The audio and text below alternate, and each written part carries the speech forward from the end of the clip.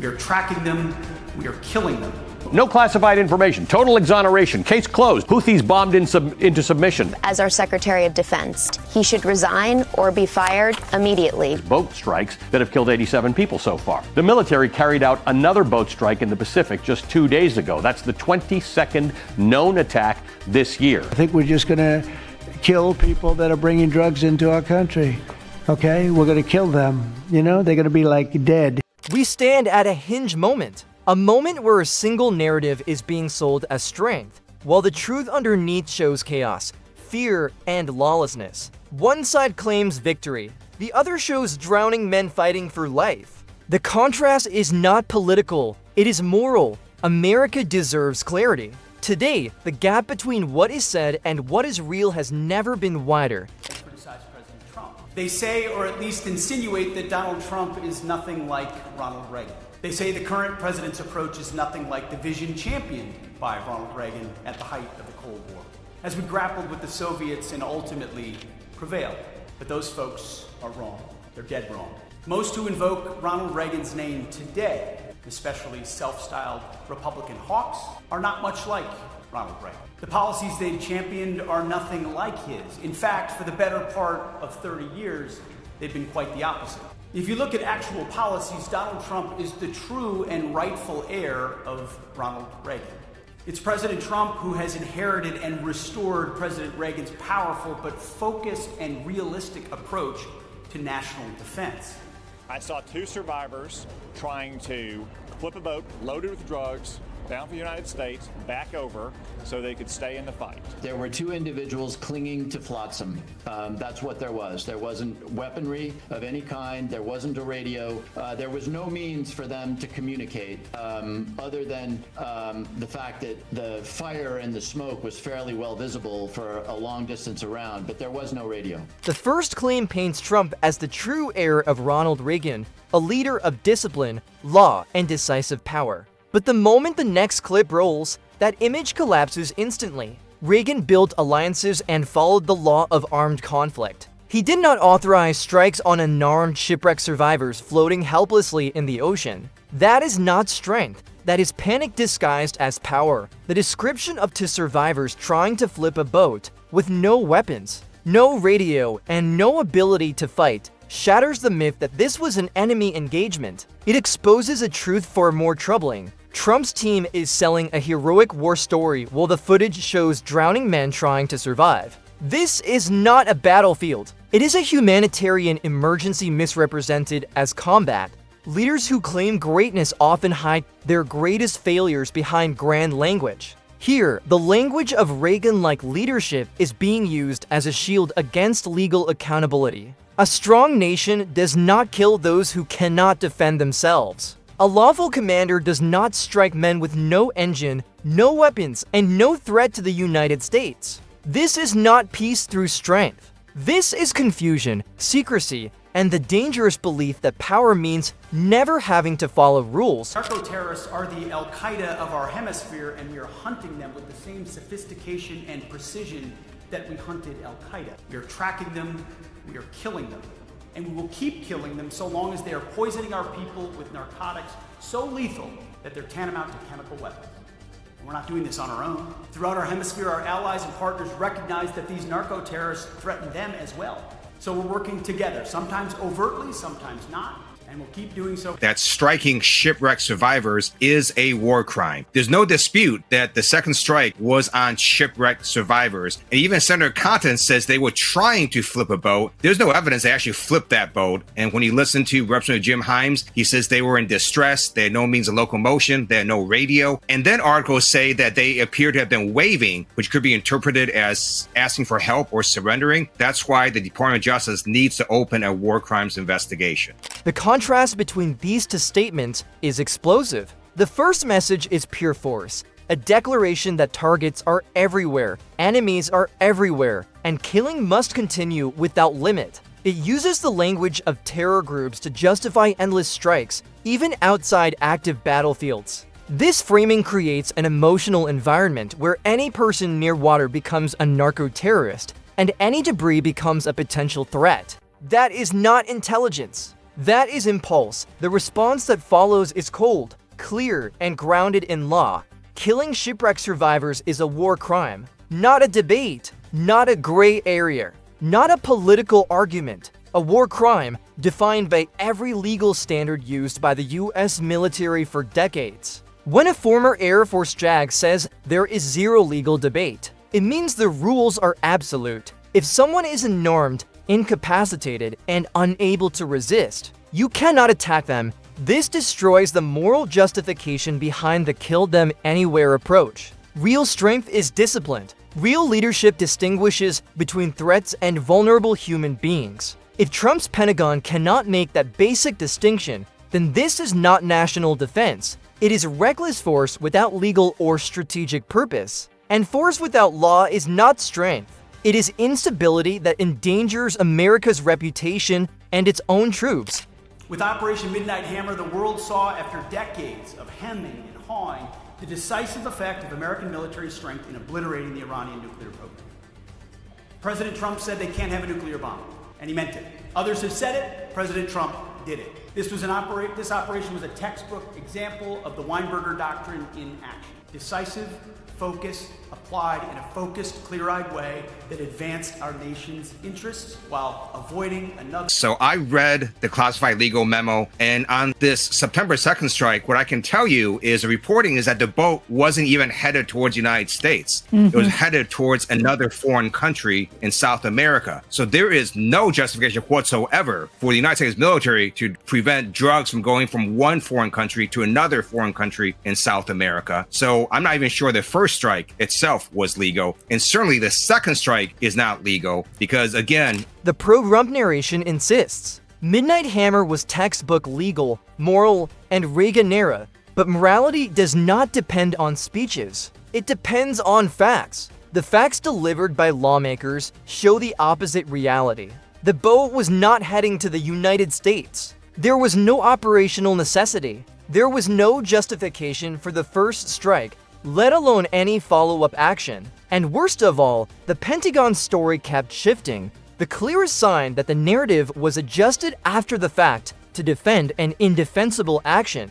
When officials change their explanation repeatedly, it means the truth is too damaging to admit. If there is no evidence the men were smugglers, then the entire legal foundation collapses. You cannot call a strike Reagan-like when the people killed may not even be criminals. This is not leadership rooted in clarity. It is leadership rooted in panic and political theater. Strong nations do not hide the truth from their own Congress. Moral armies do not alter their stories to escape accountability. And a lawful administration does not kill first and then search for a justification later. Real peace is never achieved through chaos. And strength without morality is simply violence with a flag on top. The deeper you look, the clearer it becomes. The story of lawful strength collapses the moment real oversight steps in. What looks bold from far away becomes reckless up close. The mask of discipline falls off, and a pattern begins to appear. Constant secrecy, shifting stories, and a Pentagon that bends rules instead of following them.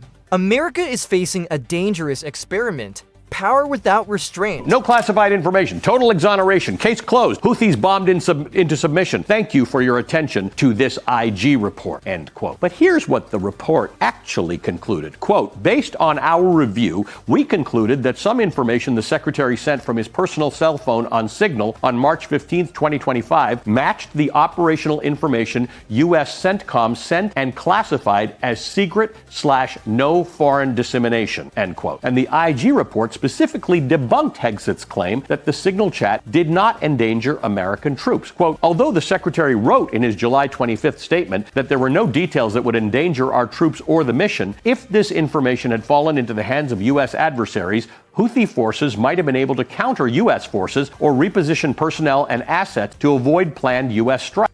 The claim of restored warrior ethos sounds powerful, but the exposure that follows shows a far different reality. True warrior culture is built on discipline, secrecy, and responsibility. It does not leak classified information through private messaging apps. It does not reveal details that endanger pilots or expose intelligence methods. When an IG warns that a senior defense official created a risk to operational security that is not rebuilding the military. That is weakening it from the inside. A military rebuilt on speeches instead of standards becomes vulnerable. If commanders leak sensitive details to defend political narratives, they put real soldiers in danger. Instead of empowerment, this becomes exposure. Instead of discipline, it becomes chaos. And chaos is the exact opposite of strength. When leadership treats war like a public relations show, service members become collateral damage. They fly missions based on political storytelling,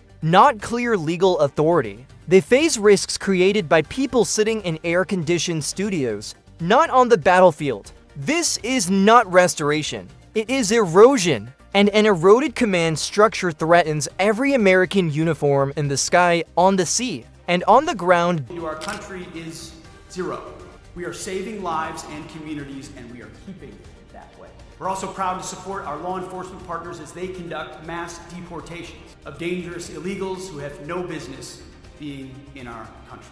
I really don't have any earthly idea what changed, but what I can tell you is that Pete Hegseth is a fundamentally unserious person who lacks the experience, who lacks the judgment, who lacks the character to serve as our Secretary of Defense. He never should have been nominated. He never should have been confirmed. He should resign or be fired immediately because he has done a great disservice. The first line declares victory, zero crossings, saving lives, sovereignty restored, but the reality revealed afterward is far more alarming. When leaders push exaggerated claims to look successful, they often make dangerous decisions behind the scenes to maintain that image. The criticism that follows exposes that pattern: poor judgment, lack of experience, and increased risk to U.S. troops. This warning speaks directly to the core of military leadership. A commander can use strong words, but if his choices put soldiers in greater danger, the words mean nothing. Real commanders measure success by stability, not slogans. They protect troops, not political talking points. They make careful calculations, not reckless claims. When someone lacks the judgment and temperament, it means the system around them becomes reactive instead of strategic. Troops receive unclear guidance. Missions become political experiments. Laws become optional. And optional law is no law at all. If crossings truly were zero, that would never justify unauthorized warfare. But the statement itself sounds like a shield meant to defend extreme actions at sea. Leaders who exaggerate domestic success often need foreign conflict to stay relevant. That is the danger. A foreign shadow war justified by inflated proclamations at home. And that danger lands directly on the shoulders of military personnel who did not choose this chaos. And in service of that objective, we will always be ready to fight and win decisively if called upon. As part of this mission, we are asking American taxpayers to fund the world's greatest military. We're asking mothers and fathers across America to trust us with their most precious resource, their sons and daughters. And we will honor their trust and their sacrifice. The historic recruiting and retention numbers of President Trump's first year show who the American people trust. Boat strikes that have killed 87 people so far. The military carried out another boat strike in the Pacific just 2 days ago. That's the 22nd known attack this year. That latest strike occurred as lawmakers on both sides of the aisle scrutinized the Defense Department for a potential war crime. Congress is probing the military's actions following a report that there was a follow-up strike, or a double-tap strike, that killed 2 surviving crew members back on September 2nd. The promise to strike hard and fast sounds like strength, but the facts show something darker: a pattern of rapid, repeated, and possibly unlawful killings. No safe haven becomes a slogan used to justify force anywhere, even in waters where the targets are not fighting, not armed, and not able to resist. The numbers reveal the truth: 22 strikes, 87 killed, including people still in the water. The mention of a double tap is especially damning. That tactic has a specific meaning in military law. It is an illegal follow-up strike on survivors who are no longer combatants. When someone is struggling in the water, they are not a threat. They are vulnerable. Firing again at them is not self-defense. It is a violation of the laws of war. Strength without limits becomes brutality. And brutality justified by patriotic slogans becomes a threat to America's global reputation. If the world sees the US engaging in patterns associated with war crimes, allies lose trust and adversaries gain leverage. The military's legitimacy, built over decades, collapses in moments like these. Real safety does not come from killing quickly. It comes from acting legally, wisely, and with moral clarity. Decisive action is only noble when the target is actually a threat. When the targets are survivors holding onto debris, decisiveness becomes destruction. And destruction without law is the very opposite of keeping America safe. The deeper we go, the truth becomes heavier. The story is no longer about strategy or slogans. It turns into a question of humanity. Leadership is revealed not by claims of strength, but by the lives affected. When power acts without limits, ordinary people pay the price. And when truth emerges, the illusion of peace falls apart like broken glass. Tracking them, we are killing them. And we will keep killing them so long as they are poisoning our people with narcotics so lethal that they're tantamount to chemical weapons. And we're not doing this on our own. Throughout our hemisphere, our allies and partners recognize that these narco-terrorists threaten them as well. So we're working together, sometimes overtly, sometimes not. And we'll keep doing so for the sake of a safer, secure, and more stable hemisphere for all of us. If this was a war crime, and if there was a cover up of it, and who was involved in executing the illegal orders. I also note that there were other boat strikes where there were shipwreck survivors, and the U.S. military saved those people. So why did the U.S. military act differently in later cases? And it would suggest to me that the military knew what they did in this case on September 2nd was wrong. The first message is absolute. Track, kill, repeat. It sells a world where every person on the water is an enemy, where every shadow is a threat, and where killing becomes the default answer. But the second statement shatters that entire framework. When survivors in other incidents were saved and repatriated because they were innocent, it exposes a devastating truth. Not everyone targeted was a criminal. Some were simply human beings caught in the wrong place at the wrong time. This contradiction destroys the idea of a clean, righteous mission. If even one innocent life was taken, the moral foundation collapses. When multiple innocent survivors exist, the crisis becomes even bigger. That means the system used to identify narco-terrorists was unreliable. That means the kill orders were based on assumptions, not confirmed intelligence. And when assumptions lead to death, it is not national security, it is moral failure. A strong nation does not kill first and investigate later. A strong leader does not hide behind force to cover mistakes. And a lawful administration does not send strikes into waters where innocent civilians may be drifting. This is the human cost of reckless power. Lives lost under the banner of saving lives. That is not peace. That is tragedy disguised as strength. We will advance our interests. We will defend our people. Peace is our goal. And in service of that objective, we will always be ready to fight and win decisively if called upon. As part of this mission, we are asking American taxpayers to fund the world's greatest military. We're asking mothers and fathers across America to trust us with their most precious resource. I don't think we're going to necessarily ask for a declaration of war. I think we're just going to kill people that are bringing drugs into our country. Okay? We're going to kill them. You know, they're going to be like dead. Like dead. And that raises the central legal question. Is the United States actually in an armed conflict with the people on these boats?